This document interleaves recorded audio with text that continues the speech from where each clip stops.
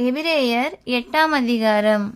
மேற்சொல்லியவைகளின் முக்கியமான பொருள் என்னவெனில், பரலோகத்தில் உள்ள மகத்துவ ஆசனத்தின் வலது பார்சத்திலே உட்கார்ந்திருக்கிறவருமாய் பரிசுத்த ஸ்தலத்திலும் மனுஷரால் அல்ல கர்த்தரால் ஸ்தாபிக்கப்பட்ட மெய்யான கூடாரத்திலும் ஆசாரிய ஊழியர் செய்கிறவருமாயிருக்கிற பிரதான ஆசாரியர் நமக்கு உண்டு. ஒவ்வொரு பிரதான ஆசாரியனும் காணிக்கைகளையும் பலிகளையும் செலுத்தும்படி நியமிக்கப்படுகிறான். ஆதலால் செலுத்தும்படிக்கு ஏதோ ஒன்று இவருக்கு அவசியம் வேண்டியதாக இருக்கிறது. பூமியில் இவர் இருப்பாரானால் ஆசாரியராய் இருக்க மாட்டார். ஏனெனில் நியாயப்பிரமாணத்தின்படி காணிக்கைகளை செலுத்துகிற ஆசாரியர்கள் இருக்கிறார்களே.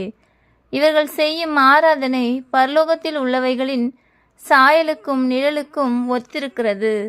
அப்படியே மோசே கூடாரத்தை உண்டு பண்ண போகையில் மலையிலே